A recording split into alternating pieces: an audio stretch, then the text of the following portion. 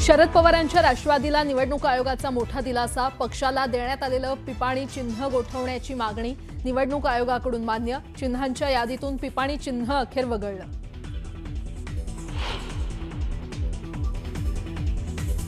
मुख्यमंत्री देवेंद्र फडणवीसांसह उपमुख्यमंत्री आज नाशिक दौऱ्यावर। कुंभमेळ्याच्या पार्श्वभूमीवर विविध विकास कामांचं भूमिपूजन। काळाराम मंदिर परिसराचीही करणार पाहणी।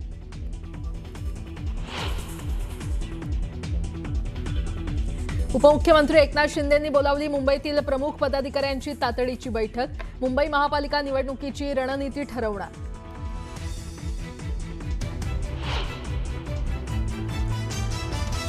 काँग्रेसच्या संसदीय समितीची आजही बैठक। कालच्या बैठकीत वंचितसोबत आघाडीचा प्रस्ताव, तर आज मनसेसोबत आघाडीचा प्रस्ताव मांडण्यात येणार का याकडे नजरा।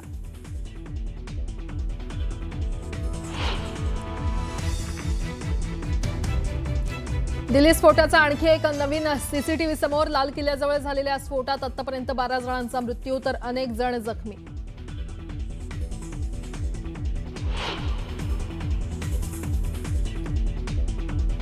दिल्लीतील स्फोट दहशतवादी हल्ला। दिल्ली स्फोट प्रकरणाचा तपास वेगानं होईल। केंद्रीय मंत्रिमंडळ बैठकीनंतर सरकारची माहिती।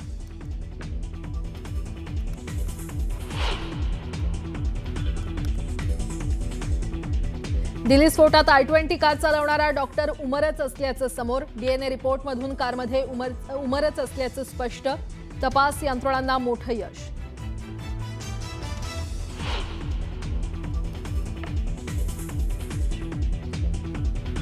मुंबई क्रिकेट असोसिएशनच्या उपाध्यक्षपदाच्या निवडणुकीत जितेंद्र आव्हाड विजयी। मिलिंद नार्वेकरांची कार्यकारिणी सदस्यपदी निवड।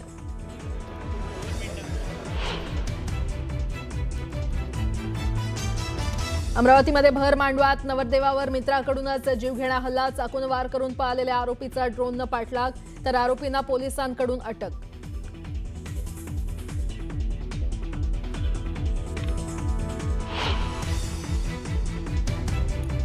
बातमीपत्राला सुरुवात करूयात। दिल्ली स्फोट प्रकरणात मोठा खुलासा समोर आलेला आहे। I-20 कार चालवणारा डॉक्टर उमरच असल्याचं डीएनए रिपोर्टमधून समोर आलंय। दिल्ली ब्लास्ट प्रकरणात तपास यंत्रणांना हे मोठं यश मिळालंय। सूत्रांच्या माहितीनुसार I-20 कार चालवणारा इतर कुणी नसून डॉक्टर उमरच होता हे आता स्पष्ट झालंय।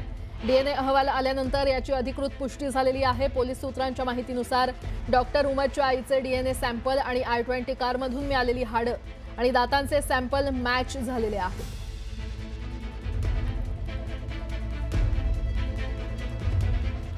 पुढची बातमी पाहूयात। दिल्ली स्फोटाचं तुर्की कनेक्शन समोर आले। पोलीस सूत्रांच्या माहितीनुसार अटकेत असलेले दहशतवादी आणि लाल किल्ला स्फोटाचा आरोपी डॉक्टर उमर हा तुर्कीतल्या एका हँडलरच्या संपर्कात होता। या हँडलरचं नाव उकासा असं असल्याचं समोर आलेलं आहे। उकासा हे कोड नाव असू शकतं। अटकेत असलेले दहशतवादी हे सेशन या ॲपद्वारे हँडलरशी संपर्कात होते। हँडलरचे लोकेशन तुर्कीतील अंकारा इथलं असल्याचं दिसून आलंय। सूत्रांच्या माहितीनुसार मार्च 2022 मध्ये भारतातून काही जण अंकाऱ्याला गेले होते आणि त्याच काळात त्यांचा ब्रेनवॉश करण्यात आलं असावं, असा गंभीर संशय तपास यंत्रणांनी व्यक्त केलाय।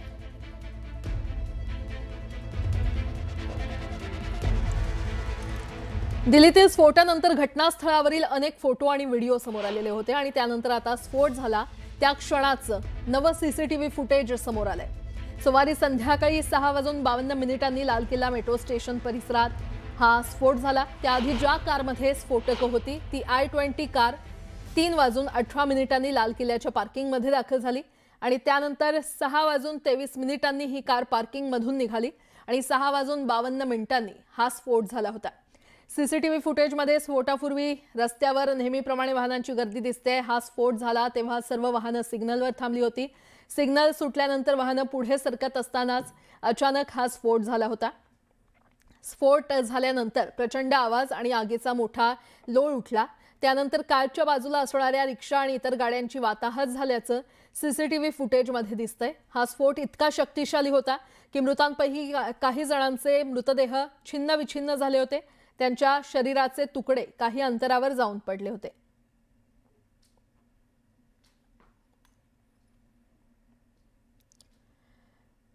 काही राजकीय बातम्या। शरद पवार यांच्या राष्ट्रवादी काँग्रेस पक्षाला आता मोठा दिलासा मिळालाय। शरद पवारांच्या पक्षाला देण्यात आलेलं पिपाणी हे चिन्ह गोठवण्याची मागणी शरद पवारांच्या राष्ट्रवादीकडून करण्यात येत होती। अखेर निवडणूक आयोगानं ही मागणी मान्य करत स्थानिक स्वराज्य संस्थांच्या निवडणुकीत पिपाणी हे चिन्ह वगळलेलं आहे। पिपाणी या चिन्हाला निवडणूक चिन्हाच्या यादीमध्ये तुतारी नाव होतं। या नामसाधर्म्यामुळे शरद पवार गटाला मिळणारी मतं अपक्ष उमेदवारांना मिळाल्याचा दावा राष्ट्रवादी शरद पवार पक्षाकडून करण्यात आला होता आणि त्यामुळे निवडणूक आयोगाला तशी मागणी करण्यात आली होती। मात्र आयोगाकडून कोणताही प्रतिसाद मिळाला नव्हता। मात्र स्थानिक स्वराज्य संस्थांच्या निवडणुकीत ही मागणी आता मान्य करण्यात आली आहे। आयोगाने आपल्या 194 मुक्त चिन्हांच्या यादीतून पिपाणी म्हणजेच ट्रम्पेट हे चिन्ह वगळलेलं आहे। आणि या संदर्भात अधिक माहिती देत आहेत आमच्या प्रतिनिधी प्रणाली कापसे आपल्यासोबत जोडल्या गेलेल्या आहेत। प्रणाली, शरद पवारांच्या पक्षाला देण्यात आलेलं पिपाणी हे चिन्ह गोठवण्याची मागणी राष्ट्रवादीकडून खरं तर करण्यात येत होती आणि आता ती मागणी मान्य झालेली आहे, काय अपडेट?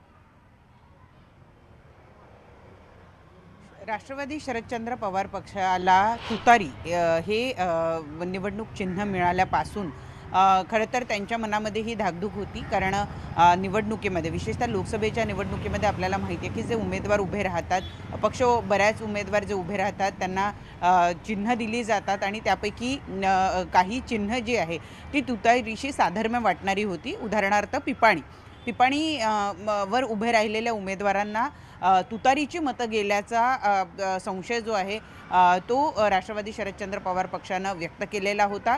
त्या संदर्भातले पुरावे, कारण लोकसभेची निवडणूक झाल्यानंतर काही ठिकाणी त्यांनी हे दाखवून दिलं की कशा पद्धतीनं ही मतं खरं तर आमच्या पक्षाला मिळणं अपेक्षित होतं, कारण आमचं पक्षचिन्ह जे आहे ते तुतारी आहे। परंतु तुतारी आणि पिपाणी या दोन शब्दांमध्ये साधर्म्य आहे। त्याचबरोबर इंग्रजीमध्ये सुद्धा तुतारीला ट्रम्पेट आणि पिपाणीला सुद्धा ट्रम्पेट म्हटलं जात होतं। त्यामुळं जे मतदार आहे त्या मतदारांचा गैरसमज होतो आणि परिणामी आम्हाला मिळणं अपेक्षित असलेली मतं ही दुसऱ्या पक्षाला किंवा अपक्ष उमेदवाराला जात आहेत असा आक्षेप राष्ट्रवादी शरदचंद्र पवार पक्षानं घेतला होता। त्या संदर्भामध्ये त्यांनी निवडणूक आयोगाला पत्र लिहिलेलं होतं, परंतु आयोगाच्या वतीनं विधानसभेच्या निवडणुकीमध्ये त्यांना कुठल्याही पद्धतीचा दिलासा दिलेला गेला नव्हता। खरं तर लोकसभेनंतर विधानसभा ही पुढच्या 4-5 महिन्यात असल्यामुळं हे करता आलं नाही अशा पद्धतीचा एक आपण म्हणूया की उत्तर हे निवडणूक आयोगाच्या वतीनं देण्यात आलेलं होतं। परंतु आत्ता मात्र तब्बल विधानसभेची निवडणूक होऊन 1.25 वर्षाचा कालावधी लोटलेला आहे। तेव्हा आपण जर बघतोय की आता मात्र स्थानिक स्वराज्य संस्थांच्या निवडणुकीला ज्यावेळेला सामोरे जात आहे राज्य, त्यावेळेला मात्र कोर्टानं हे चिन्ह जे ते गोठवण्याचे आदेश दिले आणि परिणामी त्यामुळं आता राष्ट्रवादी शरदचंद्र पवार पक्षाला किमान स्थानिक स्वराज्य संस्थांच्या निवडणुकांमध्ये तरी दिलासा मिळालाय।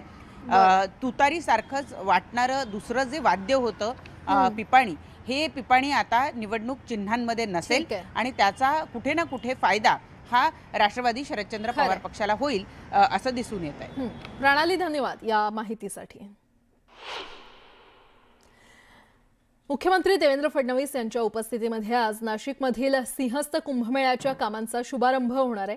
कुंभमेळ्याच्या 40हून अधिक विकास कामांचं भूमिपूजन सोहळा पार पडणार आहे आणि यावेळी जवळपास 5700 कोटींच्या विविध विकास कामांचं उद्घाटन होणार आहे। यावेळी मुख्यमंत्र्यांसह एकनाथ शिंदेंसह मंत्रिमंडळातील 8 ते 10 मंत्री नाशिकमध्ये उपस्थित राहणार आहेत। मुख्यमंत्री दुपारी 12 वाजता नाशिकच्या रामकुंड काळाराम मंदिर परिसरातील रामकाल पथ योजनेची माहिती घेणार आहे। दरम्यान काळाराम मंदिर परिसरात पाहणी करून जिल्हा परिषदेच्या नूतन इमारतीचं उद्घाटन करणार आहेत। त्यानंतर मुख्यमंत्र्यांची जाहीर सभा होणार आहे।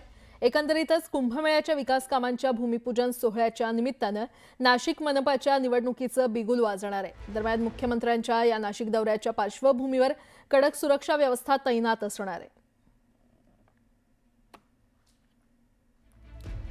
तर कुंभमेळ्याच्या विकास कामांचा शुभारंभ आज मुख्यमंत्री देवेंद्र फडणवीसांच्या हस्ते पार पडणार आहे आणि नाशिक दौऱ्यात निवडणुकीचा आता बिगुल वाजणार आहे। जवळपास 5700 कोटींच्या विविध विकास कामांचं मुख्यमंत्र्यांच्या हस्ते उद्घाटन होईल।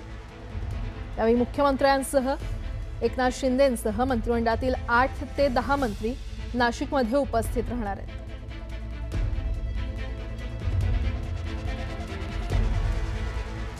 पुढची बातमी बीएमसी निवडणुकीच्या पार्श्वभूमीवर शिंदेंची शिवसेना कामाला लागलेली आहे आणि अशातच उपमुख्यमंत्री एकनाथ शिंदेंनी महत्त्वाची बैठक बोलावली आहे। मुंबईतील प्रमुख पदाधिकाऱ्यांना या बैठकीला बोलावण्यात आलेलं आहे। मुंबई महापालिकेच्या निवडणुकीच्या रणनीती संदर्भात बैठकीत चर्चा करण्यात येणार आहे। उपमुख्यमंत्री एकनाथ शिंदेंच्या मुक्तगिरी बंगल्यावर संध्याकाळी 6 वाजता ही बैठक होणार आहे। बैठकीला मुंबईतील नेते, उपनेते, आमदार, खासदार, सचिव, प्रवक्ते उपस्थित असणार आहेत।